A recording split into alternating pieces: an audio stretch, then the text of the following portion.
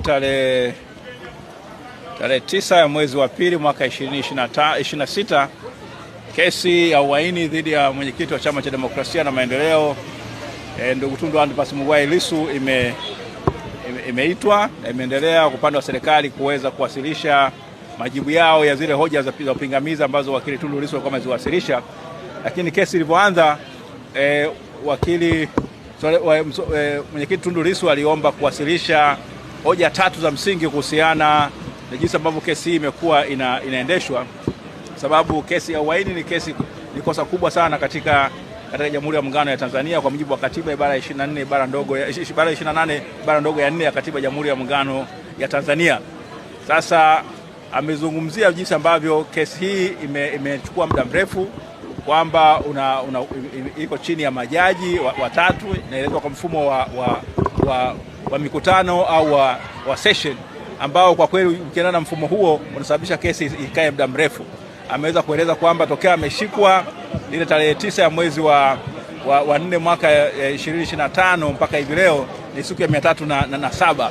Sasa kesi hiyo imedumu kwa huo muda mrefu sana, lakini katika siku zote tokea kesi ilivyokuja iletwa mahakama kuu, amefanikiwa tu kusikizwa kwa siku 15.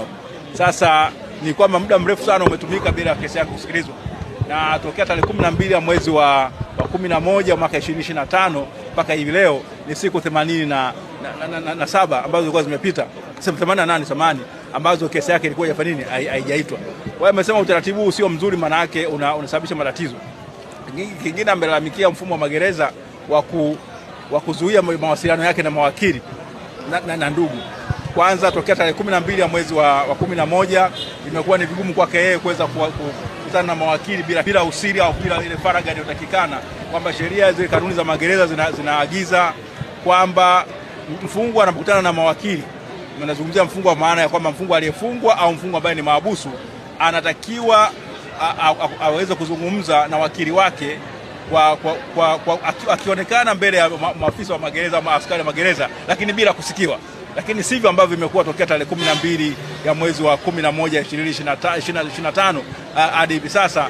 Hiyo haki amepokonywa. Kwa hiyo alikuwa anaiarifu mahakama iweze kuchukua hatua za msingi, na vile vile haki ya ndugu kuweza kumuona yenyewe imekuwa kama imezuiwa. Na kikubwa zaidi kwa uongozi wa Chama cha Demokrasia na Maendeleo, viongozi na wanachama wa chama hicho kuweza kumtembelea na kumuona, imekuwa sawa hiyo haki wamekataliwa. Yeye ni kiongozi wa chama kikuu cha siasa katika Jamhuri ya Muungano ya Tanzania. Sasa ananyimwa hiyo haki, na hiyo sio sawa sawa. Kwa hiyo ameweza kueleza majaji jinsi ambavyo mambo sio mazuri, wachukue hatua, kwa sababu wao ni majaji watembezi au wanaokagua magereza, kuangalia wafungwa na mahabusu jinsi gani ambavyo wanatendewa. Kwa hiyo amewataka majaji kuchukua hatua stahiki, na ameweza kumtaka na jaji mkuu kuangalia kwamba kesi inavyoendeshwa lazima izingatie kwamba hii ni kosa kubwa kushinda makosa yote. Kwa hiyo haiwezi kuendeshwa kama kesi nyinginezo zinavyoendeshwa. Na baada ya hapo tumeingia, serikali waliweza kujibu hoja zake, wakionyesha kwamba yote ambao waliyafanya wao ni sahihi kabisa. Mashahidi wao wanataka kuwaficha ni sawa kabisa, kwamba hawajakiuka sheria, kwamba mwenyekiti Tundu Lissu hajaelewa vizuri sheria, amechanganya mambo. Lakini mwisho wa siku ameweza kuwajibu hoja zao na kuonyesha kwamba ile amri ya Jaji Mtembwa haikusema kwamba wafichwe katika kiboksi, ilisema utambulisho wao tu wa majina ndio ambao ufichwe. Kanuni ziko wazi kabisa kwamba sheria inapotumika isiathiri haki ya mtu kufanya nini, kusikilizwa kwa usawa. Na vile vile ni kwamba mashahidi hao, kinga ambazo ziliombwa sio zile ambazo sasa hizo wanazitaka. Ile box la pale mahakamani iliyoko pale, majaji hawawezi wakamuona huyo shahidi.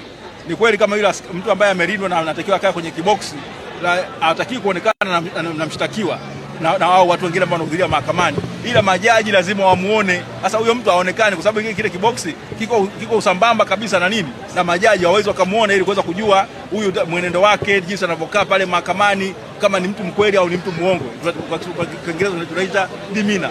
Sasa kama huwezi kuelewa dimina ya shahidi, ni vigumu sana kuweza mwisho kwa jaji kuweza kufikia hitimisho kwamba je, alikuwa ni shahidi mkweli au alikuwa ni shahidi muongo.